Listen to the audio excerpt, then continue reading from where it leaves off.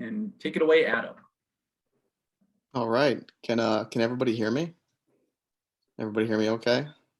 Yeah. Good. All right. I'm going to get to sharing my screen really quick here. And thanks, Matt.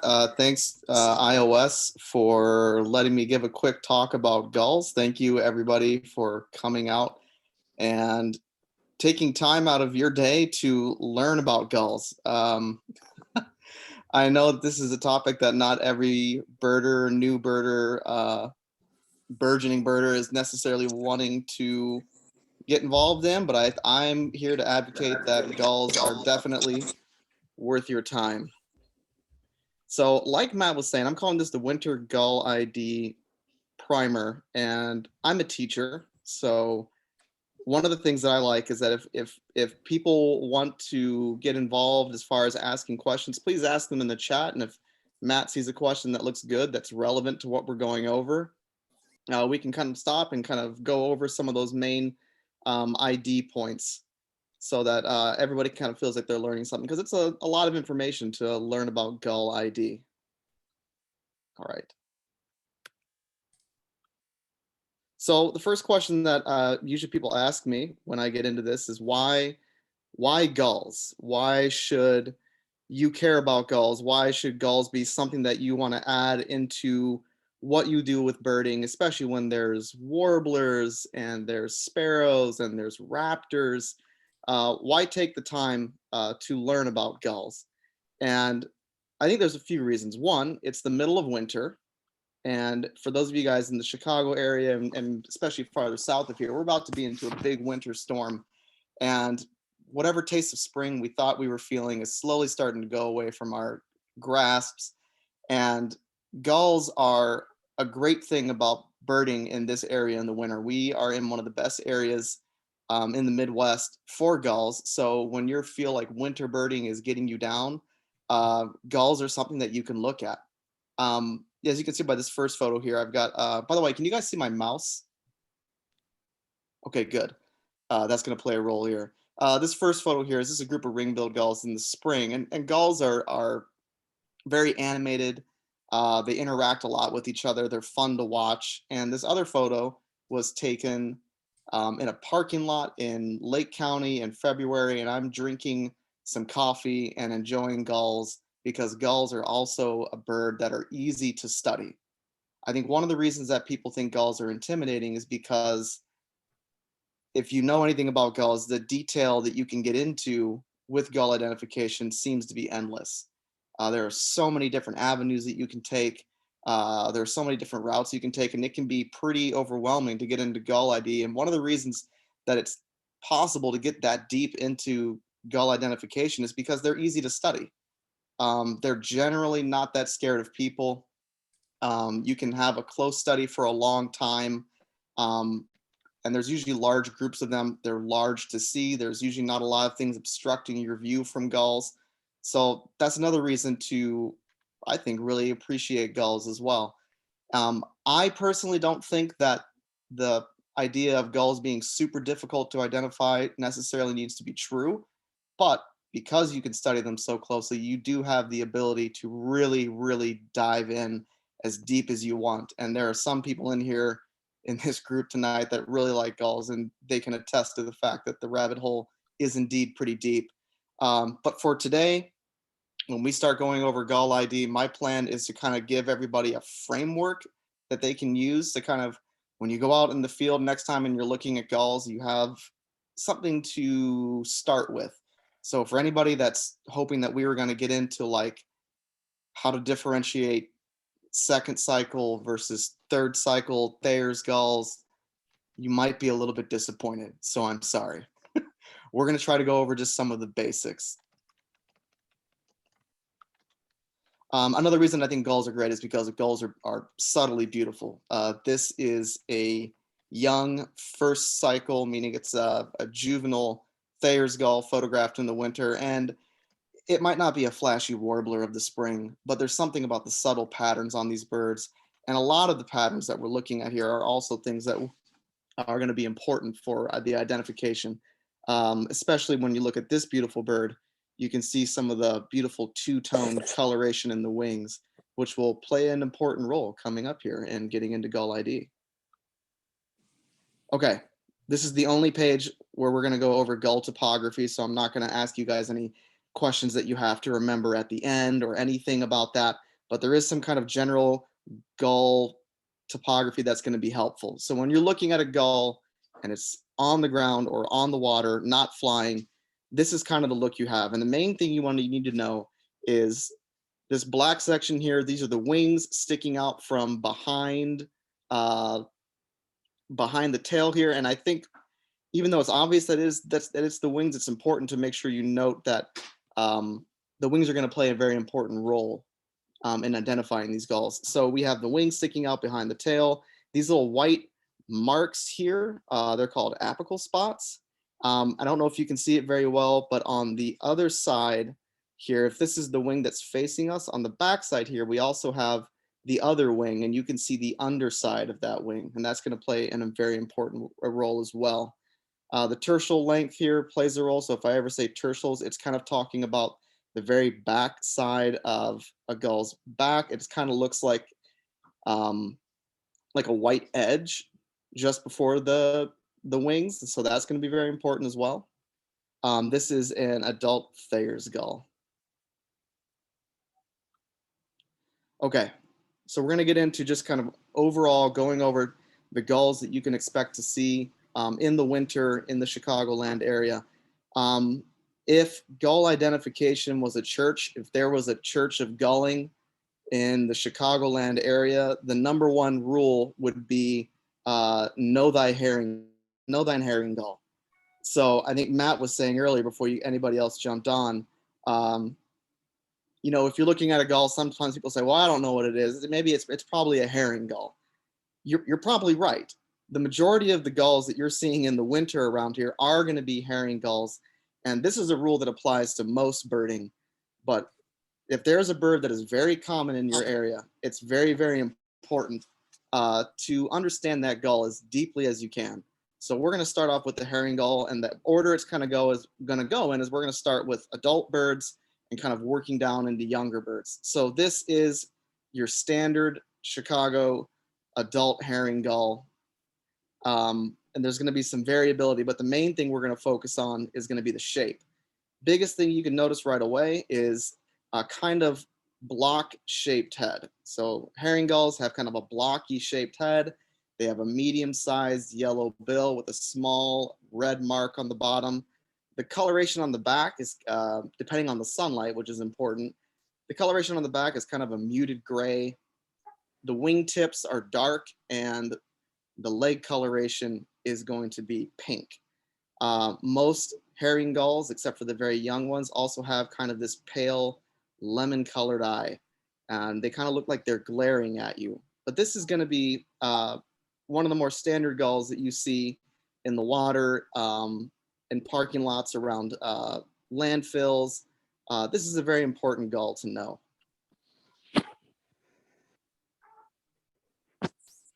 In the winter, herring gulls are also going to be the most variable gull, but the same thing applies that we were talking about earlier. So here we have an adult herring gull that is pretty typical for what you're going to be seeing in the winter here. There's a bunch of streaking on the head. You also have a lot of dark marks right around the eye. It kind of almost looks like mascara, and it tends to highlight that real pale eye. Again, you have these dark black wings. That's going to be very important. So these dark black wings. And on this one, you can see the underside of the other wing. And the underside on that other wing is also dark. It kind of mirrors what you're seeing on the front side of the wing that's closest to you. Again, we have the pink legs. We have the medium-sized yellow bill, very small little smudge mark. This is kind of the classic shape that you're looking for when you're looking for herring gulls. And what you're going to be doing in the winter, if you're looking for cooler gulls, or as other people were saying, you're looking for things that don't look like this. So what you need to do is make sure that you really understand what this looks like.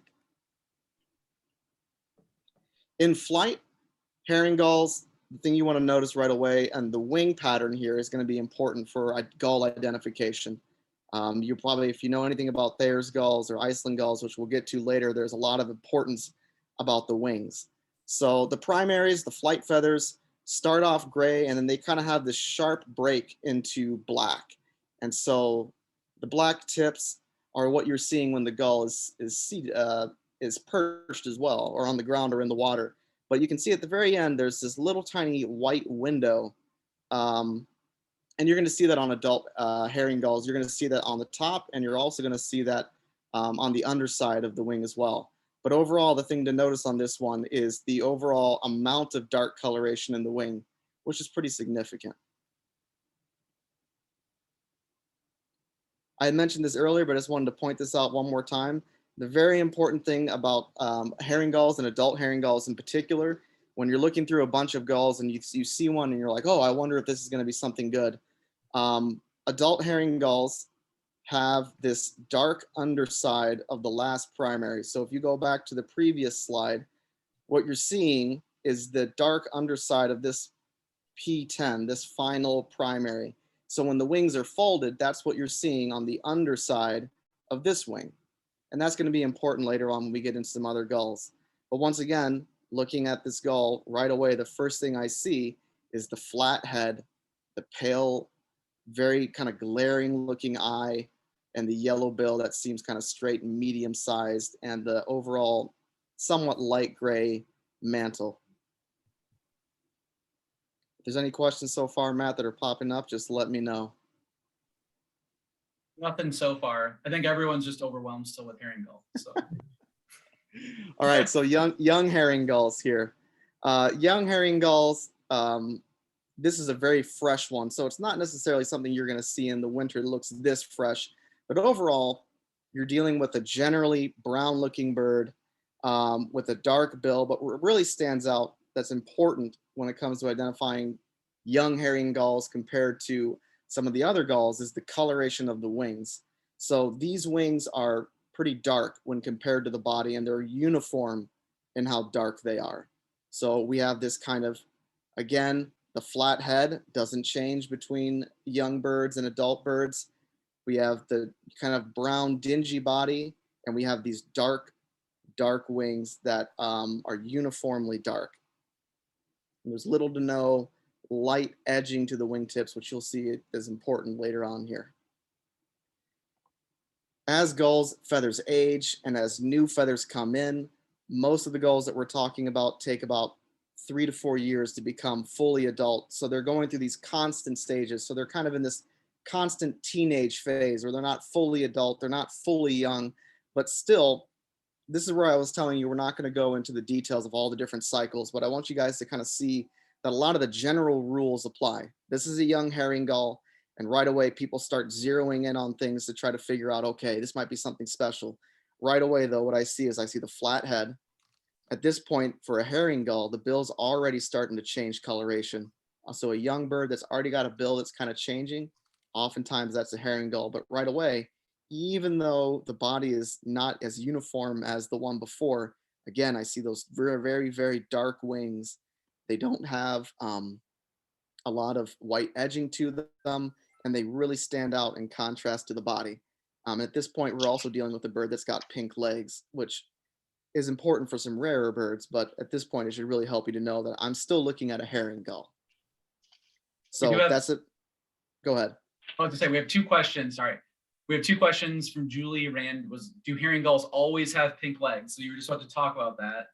And then Rena Cohen was also asking, like, do all the young herring gulls have dark eyes? Yes, thank you. I totally forgot to go over that. Yeah, so a lot of the young herring gulls have dark eyes. They start going around in the second cycle. They start becoming glaring white again. I'm so sorry. How can I help you? So yeah, overall, gulls do have the herring gulls do have pink legs throughout the entire cycle, from juvenile all the way to adult. And yeah, they do start off with dark eyes, which is one thing that's confusing to people because a lot of people think, oh, Thayer's gulls have dark eyes, which we are going to get into. But the main thing to look at is you don't want to necessarily look at the really small details when it comes to identifying herring gulls. You want to look at the broad picture. you can get deeper into the weeds, but it'll definitely help you to know what you're looking at. So for this one, I see the kind of flat head, medium-sized bill, and right away I see, okay, I'm dealing with very dark wings. Here's the tertials again that I was talking about earlier. The tertials on this one are dark as well, and they kind of are in contrast to the body. But if you stick with flatter head, darker wings, pink legs, for the most part, you're going to be pretty much spot on in that you're dealing with a herring gull. And the pink legs don't change like seasonally or with age, really, right? So they're No, always no, pink. it's pretty much standard. Yeah. So Okay. here's a bird where you can't even see the head. So let's take a look at, just so we can focus on the wings of a young bird.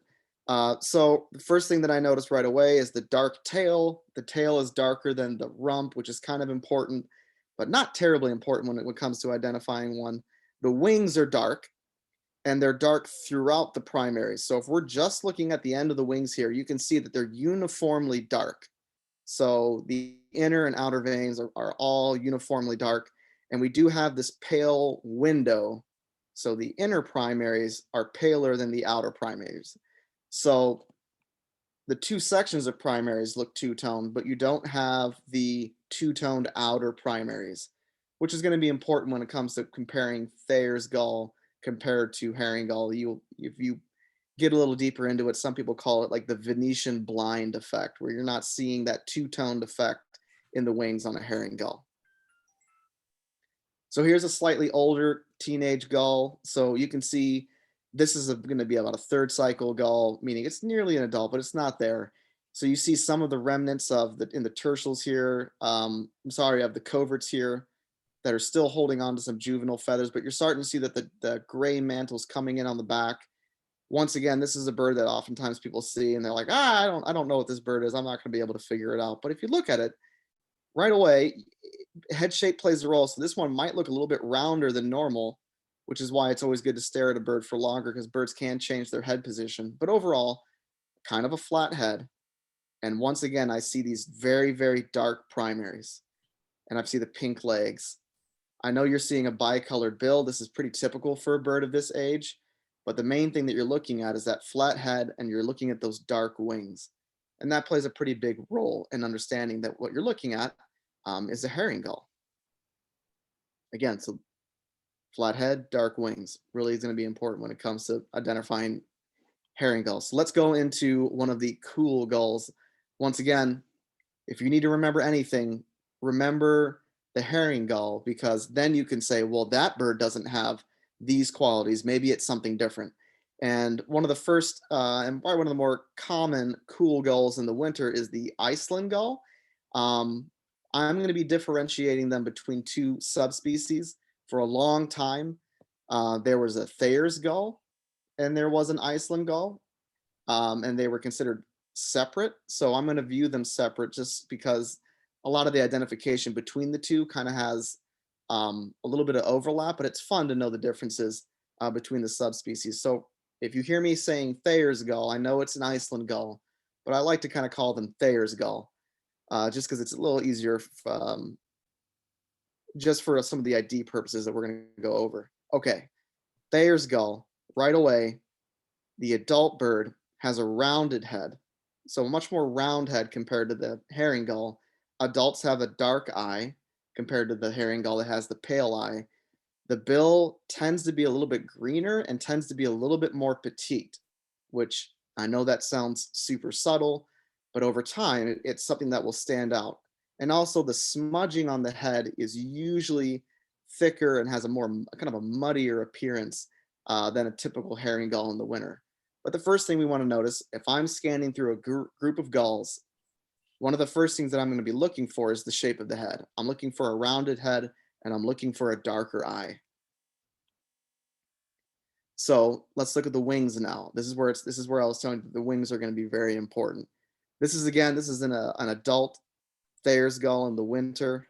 You notice again the head seems a little bit rounder. This is a pretty beefy Thayer's gull. They're not always this big. This is a big one, but even with that, still, the head's pretty round. The bill is a little bit greener, but the main thing I notice here is look at the wings here. It's dark on the front side that you're seeing, and you can kind of see that the apical spots are a little bit bigger than on a herring gull, but the main thing that really stands out is the white on the underside of the wing on the opposite side.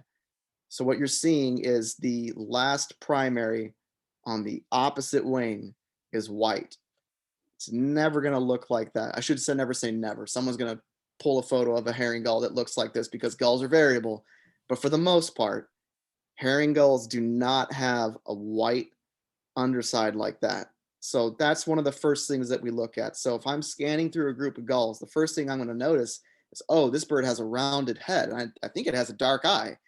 And, you know, well, maybe it's the light. I don't know. The next thing you're going to look at right away is you're going to start looking at the wings. And if you see the wings, that's really going to help you out. So Thayer's gulls have that white underside of the wings. So even if the primaries still look dark, that's going to stand out. And so sometimes if you can't see the wings and you can't get a good look, sometimes you might have to say, well, I'm not really sure what that gull is, which is totally okay. All right.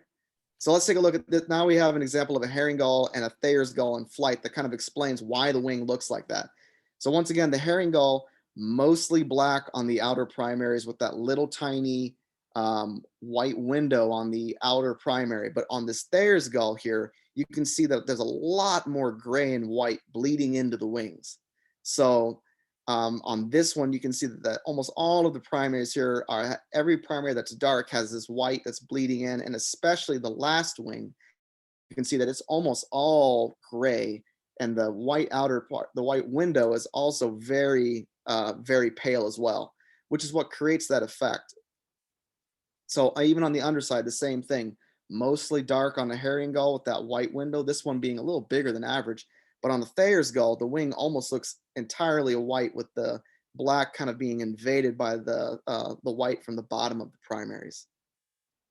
So that's going to be a really key thing to notice when it comes to adult Thayer's gulls is when you, if anybody's going to the gull frolic, when you see all the gulls flying around, when the bread's flying and someone's going to yell Thayer's gull or Iceland gull, what they're looking at is they're looking for this. They're looking for the overall white pattern. So when these gulls are flying around, most of the herring gulls, even if you can't see detail, it looks more black on the outer primaries, where the Thayer's gull really looks kind of strikingly pale. Lynn was asking like about size between the two. So is that like reliable, or are they like the same size? That's a great segue. Here is a photo. Thanks, Lynn, for the perfectly timed question. Thayer's gulls are a little bit smaller on average, but in Chicago, we tend to get a very big variety of Thayer's gulls from kind of across the country. A lot of the gulls out west, or the Thayer's gulls out west, can be big or even sometimes bigger than the herring gulls we have. So I say don't try to rely on size, because you can have runt herring gulls as well. So the main thing you want to rely on is shape, and then some of the things we were just talking about. So right now, here's a group where the majority is herring gulls. You know, I'm seeing like this one here in the very front. I'm seeing the flat head, I'm seeing the pale eye, and I'm seeing, okay, I see black on the wings here, and I can see the backside of the wing is also looking black. Good. This is a candidate. This one here is a pretty big adult Thayer's gull.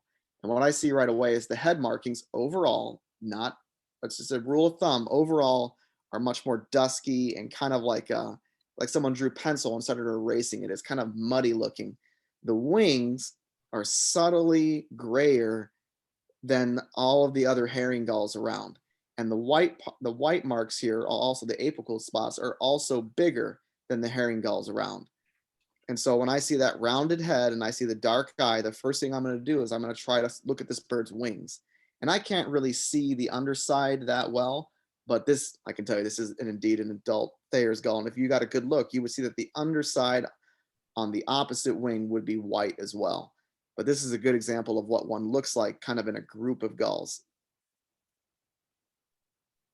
We have another question from Marine Sure. too, about the darkness of the pink on the legs. Like, are the Thayers generally darker pink legged, or are they? Yep, you're going to hear people talk about like the bubblegum pink legs. You can kind of see that here versus some of them. But look at this herring gull over here. That one has just about as dark legs as this Thayer's gull. So in the does it play a role? Sure. but I would say it's not nearly as important as some of the bigger picture ID ones. So yeah, they do have that. I mean, there's also the orbital skin, which is the the coloration around the eye itself on the bare parts around the eye are different on herring gulls than on Thayer's gulls. But if you don't want to use that when you're in the field and you're cold and you're looking at a gull, you're not going to want to say, I'm going to get a good look at the eye, the bare skin around the eye. That's going to help me. That's probably not the case. What you really want to be looking at is the overall shape. So here's another example of a Thayer's gull whose wings are just about as dark as this herring gull in the background. But again, look at how flat-headed these two in the background are. Even this bird that's really far in the back has that flat-headed look. I can't really get a good sense if this eye is dark or not, but I think it's dark. So now I'm going to be moving into looking at the wings. And right away I see, okay, the white marks here, these apical spots are bigger. And then you can see the back side of the underside of that wing is white. And that is pretty much a slam dunk in most scenarios that you're looking at a Thayer's gull. When you see the wings that are this dark and you're seeing the white underside of the wings, this is a Thayer's gull. Look at this gull behind it, that's a herring gull, and you're seeing that most of the wing is black, and you can see that white window that herring gulls have, where this one is mostly white. Any other questions or anything about adult Thayer's gulls before we kind of keep moving on? All right, let's take a look at. There was one question about like the flat versus round-headed. Are you Sure. looking like, how are you like sort of determining that, I guess? Basically kind of starting at the back of the head and seeing the slope down to the bill. So on a herring gull, it kind of goes abruptly up and then it's kind of flat on the top and then kind of drops down. Where a Thayer's gull is much more smooth and rounded all the way across from the crown, from the back of the crown all the way to the bill, versus kind of going up and flat, kind of like a flat top look. It's not as like diagnostic as looking at the wings, but it's definitely something that should stop you when you're looking for birds. Okay, this bird looks like it has a rounder head. Now I'm going to start looking at the other features as well. I mean, I would almost say too, another way of thinking about it is that like you can almost see like a point.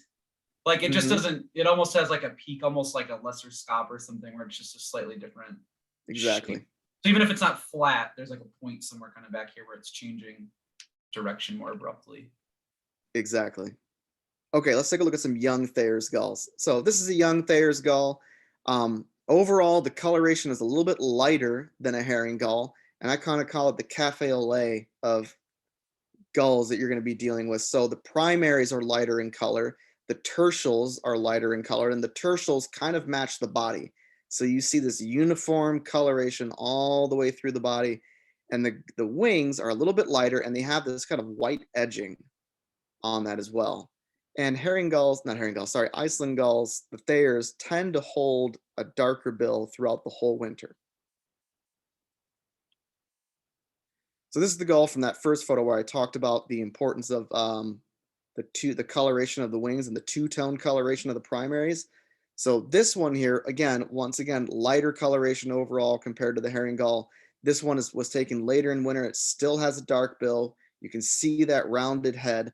But the cool thing about this one is you can see that the outer primaries are two-toned. So you have the outer web and the inner web. The outer web of this feather is dark. The inner web is pale. So it kind of creates this two-tone coloration throughout the entire wing, which it's not that hard. It's kind of hard to pick out the individual feathers. You don't have to count that in the field, but it does create an effect when you're looking at the bird from a distance. So here we have a Thayer's gull and a herring gull. And I just kind of wanted to point out, this is probably the two that are the most difficult to identify when you're new to gulls. So if this is like, I don't see it, that's okay. It's something that takes time. And the more you go out and appreciate gulls, which all of you guys are going to appreciate gulls by the end of this, and you're going to want to go out and look for them. This is one that takes a little bit of time. But the first thing I noticed on this herring gull, let's start there, it's darker. It's darker overall than the Thayer's gull. And I noticed that the wings, the outer primaries are all dark. And on the Thayer's gull, there's that two-tone coloration that just tends to make the wings look lighter. And overall, the wing is lighter. And also on this herring gull, the wings are dark, and then we have that kind of small inner panel that's a little bit paler, where on the Thayer's gull, it tends to be kind of a uniform pale all the way through the wing. Another thing that's kind of subtle that you might not always see right away is the coloration on the tail. Thayer's gulls tend to have lighter tails, and that kind of tends to match the rest of the body.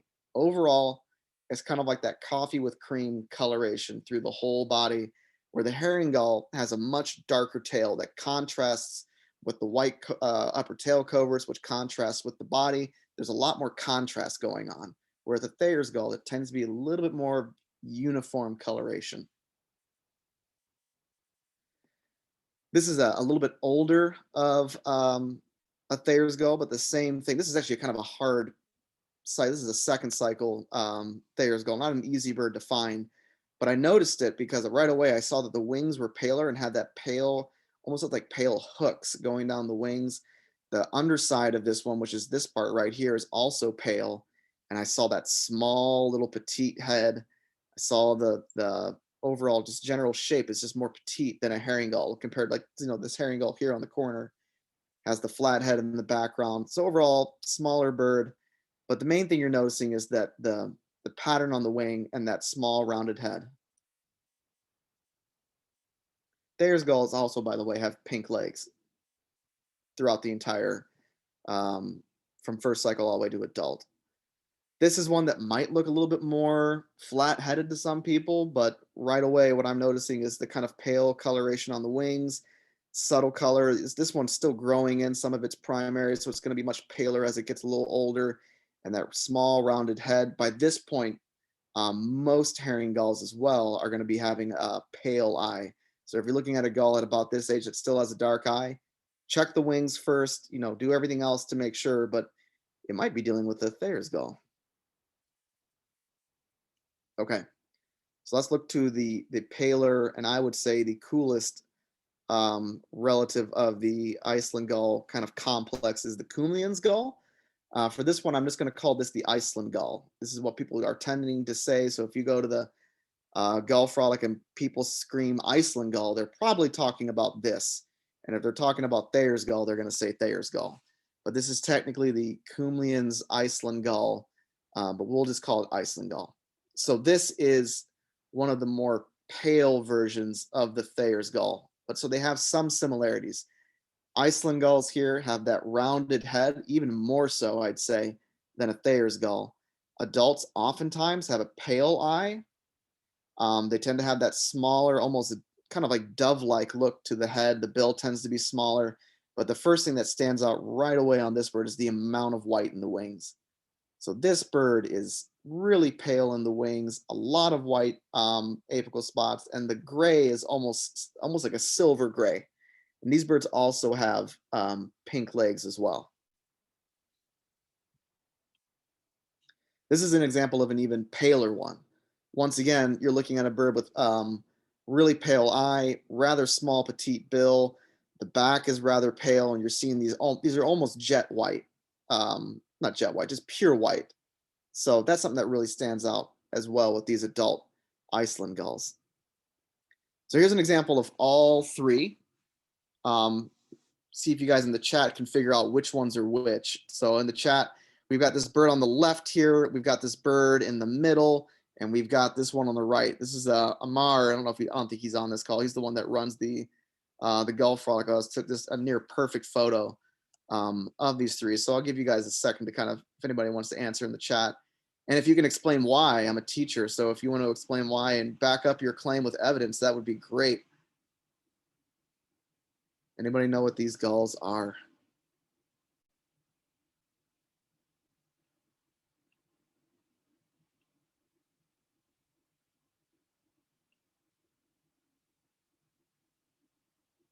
All right, so I'm seeing good herring on the white, on the right. Yeah, Wanda, that's right.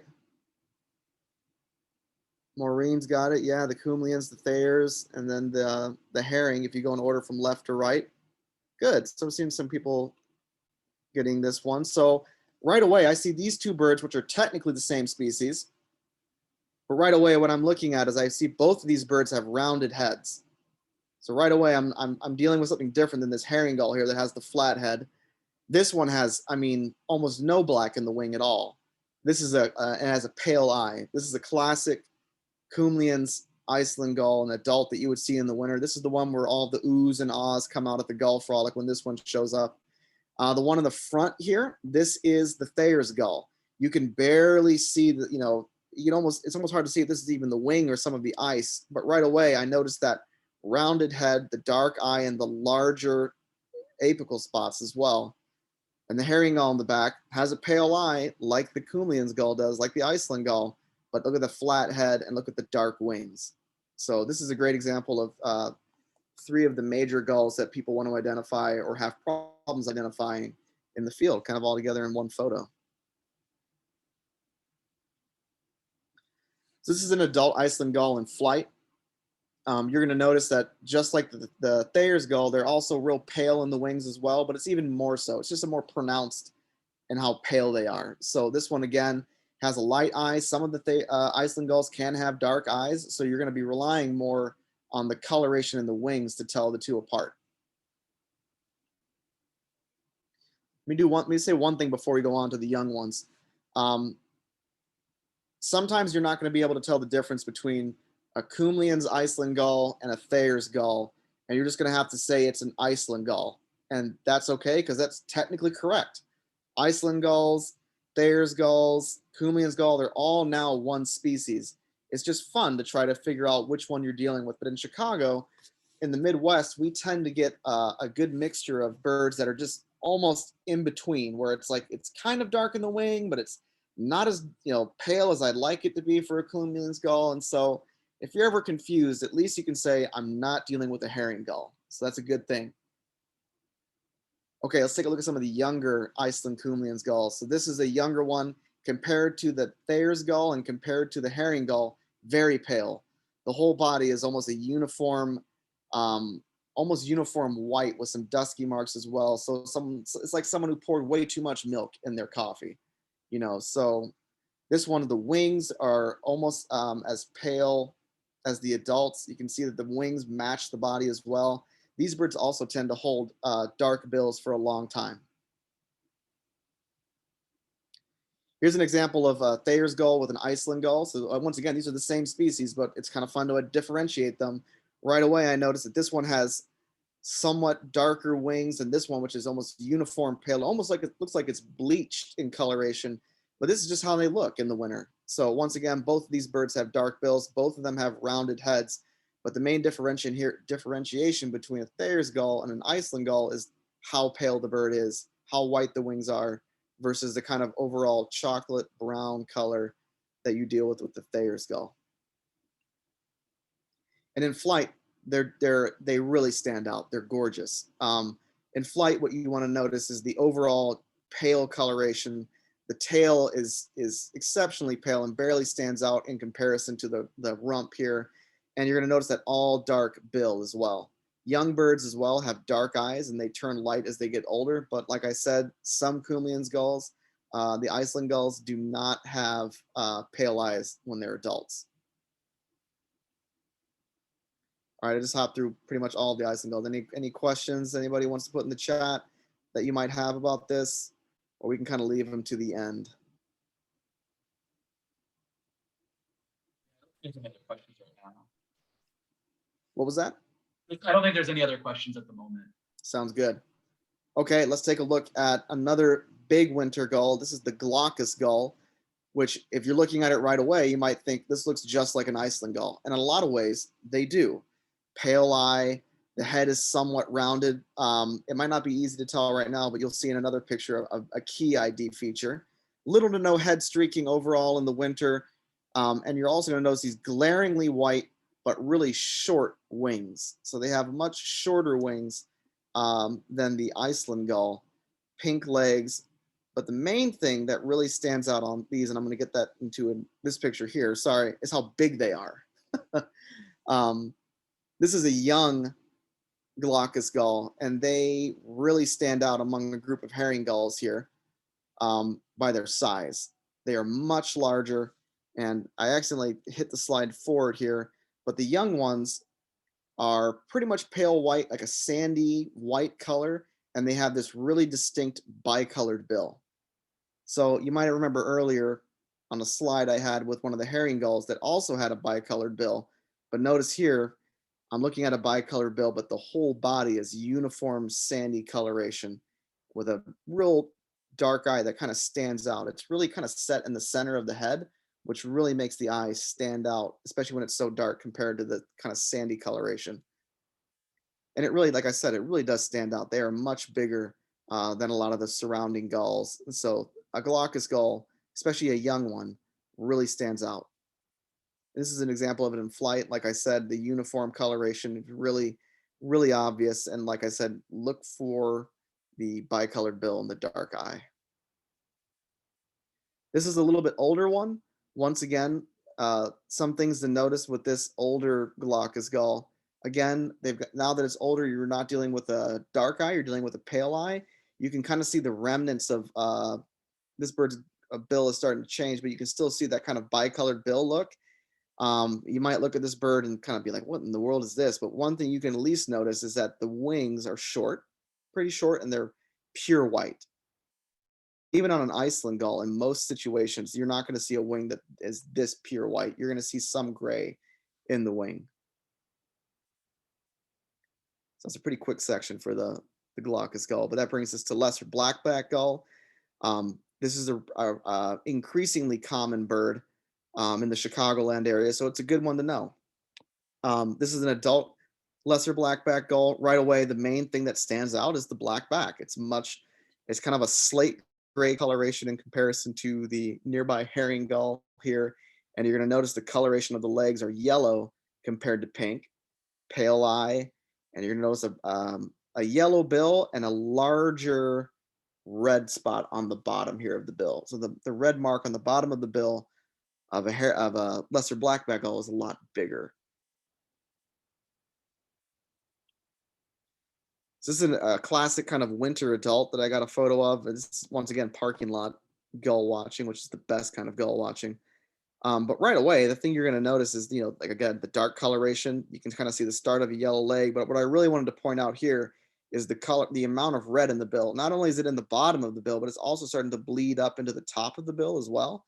And when you're scanning through gulls, and let's say you can't see the back of a gull, one of the things that stands out on a lesser blackback gull is the amount of red in the bill. It looks like, the way I heard it described to me, is like someone who really rushed to put lipstick on before they ran out of the house.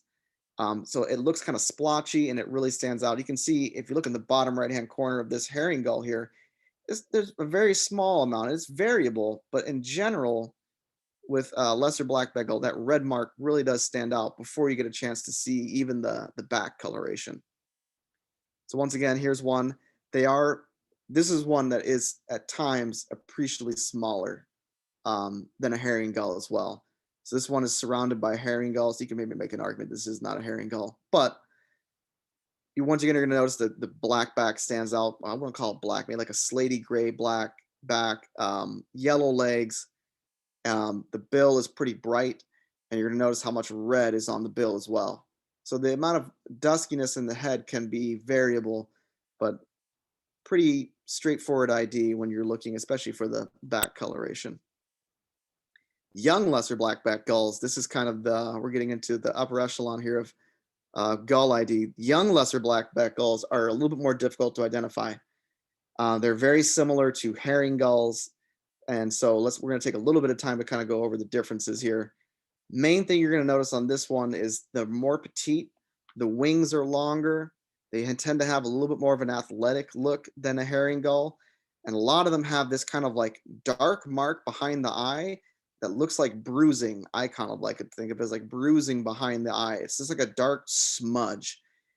The coloration on a fresh young bird, it has these dark marks on the front that are kind of surrounded by pale coloration. Sorry, I didn't mean to do that. It kind of makes a more patterned back look. And so those dark centers really stand out.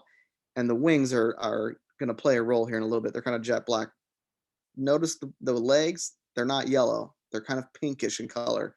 So sorry that we can't deal with yellow legs on these young ones. I wish it was. It'd be a lot easier. But here's an example of a young lesser blackback on the right and a young herring gull on the left. Leg coloration, you're gonna have to throw it out the window. But what you do notice right away is this one's a little bit smaller. You've got the dark marks on the back here compared to kind of the mottled look here on the herring gull. You also notice the kind of dark coloration again behind the eye. It kind of creates like a subtle pale mask almost.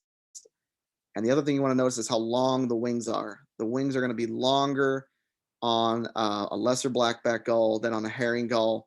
And they're, let me get to the next slide. It's going to be probably the most important thing. When you see a young bird and nobody's sure what it is yet, the main thing they want to do is like, well, I sure hope it opens up its wings. I sure hope it flies, because that's where lesser blackbacks do really stand out from herring gulls. So we have a lesser blackback gull on the left here.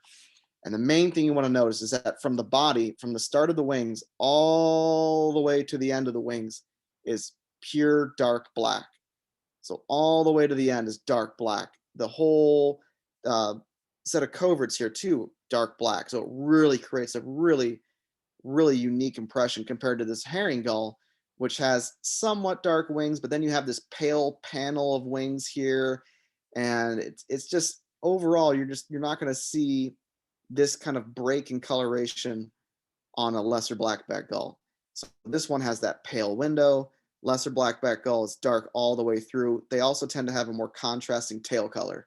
So you have that white rump, really dark tail feathers, where on the herring gull, it's not that strong. But the main thing you want to look at is the darkness of the wings. So from the body all the way out to the primaries on a young lesser blackback gull is going to be pure dark. So a lot of times if you're looking at a bird and you're not sure, everybody's going to say, well, I sure hope it flies. And once it flies, that's where it really stands out. We had one question from Lynn Sure. about the underside of the wing. Is it also all black, or is it just the top? It does stand out. It's not nearly as much. You're going to be looking for the top side of the wing, but you're going to notice that pale panel. You're going to notice that on the underside of the wing, where this one is going to be much more uniform black. But when a bird's flapping, you're not getting like still frames of the bottom and the top. It just kind of creates a pattern, and that pattern is going to be dark from the body all the way to the outer part of the wings. Okay, so when they get a little bit older, again, you're going to notice that this is a younger bird. So we have a younger herring gull in the background here. When they get a little older, the legs still, they haven't turned yellow yet, but the feathers coming in, the mantle feathers here are dark, like you would see on an adult. So when you see this bird, you might notice that you're going to notice, okay, I see that the coloration of the feather coming in, the adult feathers aren't light gray, they're dark. So that kind of stands out when it comes to looking for birds that aren't fully adult yet. And the bill now at some point will start turning yellow as well. And it usually it can start at the tip, it can start at the base. And so a lot of times the bills on young lesser blackback gulls can look pretty funky. That brings us to the biggest gull, and one that a lot of people like is the great blackback gull. Largest gull in the world. And compared to the lesser blackback gull, the mantle is nearly jet black, darker, much darker than on the lesser blackback gull. Overall, the head tends to have very little marking on it on an adult. We're looking with pink legs as well, not yellow. So if you're dealing with a dark backed gull and you see pink legs, you're either dealing with a great blackback gull or something much, much better than that. But for the most part, if you see a large gull that looks larger than the herring gulls around it, you're looking at a great blackback gull. Great blackback gulls, when they're young, they kind of have I call it kind of like a salt and pepper checkered look to them. And the main thing that stands out on a young one here is the size of the bill. So the bill tends to be all dark and it's huge, and it really stands out. We have this block head as well compared to that it shares with the herring gull. But the thing that really stands out is the size of this bird. It's the largest gull in the world. And so here's an example of one sitting around with a bunch of herring gulls, and they stand almost head and shoulders taller than a lot of the herring gulls around them. Once again, look at all the variation in these herring gulls as well. I just want to point that out real quick. This one's pretty clearly a great blackback gull, but if you look at these three birds, once again, remember, know thy herring gull. They might look crazy, and how different they all look, but they all share a similar pattern here with the flat head and the dark wings. And all of them now are starting to get pale eyes. So if you see dark wings and a flat head, you're still dealing with a herring gull. But this one here, notice the salt and pepper color on the back and the huge bill and the size of it overall. In flight, you're dealing with the same thing. Very large bird. They tend to even flap slower than the other gulls around them, which it stands out. It's almost comparing like a hawk compared to an eagle when it comes to, they're more labored in flight. But what really stands out when they're flying too is their very, very white tail with a black terminal band on the tail as well. Not much to say about the wings necessarily, but you're going to notice this bird being a lot bigger than the herring gulls around. Even when they get paler as well, later on in the year, you're still looking for that massive head and you're looking for the massive bill. These young ones flying around. So after the largest one, I thought we'd move into the smallest one that we're going to be dealing with at least regularly around here, which is the ring-billed gull. Much smaller than the other gulls that we commonly see in the winter. Long wings, yellow legs, ring around the bill. For anybody that's outside of the Chicagoland area from iOS here, this is your default gull. So a lot of times, and in Chicago in the winter, we're dealing with a lot of herring gulls, where in central and southern Illinois, especially on the open water, on the reservoirs, the main gull there is the ring-billed gull. So know thy ring-billed gull for anybody in South and Central Illinois. Really important bird to know. And in the winter, this is kind of your typical looking adult ring-billed gull in the winter. Real cute, petite little head, pale eye. The bill is kind of a muted, sickly green with the ring bill. And you're gonna notice the longer wings, generally kind of pale gull mantle, and the yellow legs. Younger ones, well, I don't have any ones with the other birds around them. They're smaller. The legs can be pink at this point, but you're gonna notice that bicolored bill. And for the most part, when we're dealing with birds, you're gonna see all of them molt pretty quickly, and they're gonna have this gray back, and you're gonna see this kind of little brown panel in the wings as well. But overall, this is a smaller gull that's going to stand out if you're looking at a bunch of herring gulls. As well, some of the ring-billed gulls as well can have a dark eye, so don't always focus on the eye color with ring-billed gulls, but look for the overall small size, yellowish legs, and the classic ring bill. This is kind of an example of what the ring-billed gull looks like surrounded by a group of herring gulls. They tend to have pretty crisp, dark markings on the head as well, but it's pretty hard to miss the size and the obvious ring bill in the winter. Okay, so where do I go? Now I'm interested in this. I want to go test this out. Where do I go? The first thing I would say to you is eBird is your friend. So if anybody on here is into gulls already, in the chat, maybe start throwing in some of your favorite places to look for gulls. If you can throw a link to an eBird hotspot, that would be great. eBird is a great place to go to. If you go to Explore, you can go to Explore hotspots. You can search on a map for the different gulls and seeing where they're being seen. But in the winter, there's a bunch of different places you can go all the way throughout the Chicagoland area and anywhere where there's open water. But if you're not on eBird and you just kind of want to know where, what should I do or where should I start? Parking lots near landfills, open water near landfills, when the gulls go to feed, because a lot of gulls will go to a landfill to feed, they want to rest somewhere and they'll find a spot to rest. That's a good place to go. Gulls often roost on the lake. And when I say the lake, I'm talking about Lake Michigan. And they'll often visit throughout the day and then rest on the water and preen and bathe and then go back to feeding areas away from the lake. So a good place to be throughout the day looking for gulls is going to be on the Lake Michigan lakeshore, where there's open water, especially in the winter. So harbors and marinas are good places to look for gulls. On days when the dump is closed, you can have a lot of gulls in one area, where in the afternoon is oftentimes the best time to go to the lakeshore to look for gulls, because at that point they're done feeding, they're going back to the water to preen and get ready for flying out to the lake to spend the night. So looking for areas with open water is going to be very important. If you see gulls leaving an area, find out where they're going. You can sometimes follow them and see where they're going to be landing. If you see gulls circling above, it's another thing you can do as well. This is just kind of some general ideas about where to go if you want to go looking for gulls. Let me see if I can check the chat. If anybody's adding in favorite places to go look for gulls as well. Jeff Scrandy said rooftops near garbages and landfills. Yes. The reason a lot of gulls choose a rooftop as well is it's safe from predators. They don't have to deal with foxes. They don't have to deal with coyotes. They don't have to deal with people, driving their cars straight through because they think it's fun. So if you can have a good view of a rooftop, that's going to be a great place to look for gulls as well. I would also say I'm from Lake County. You can't rule out Waukegan Beach or the place where we host the Gull Frolic, North Point Marina, another really good place to look for gulls. Okay. We did have one question about one more gull ID question. So if Sure. you see like a gull flying by itself, kind of over you or whatever, how are you differentiating ringbill and herring, especially this?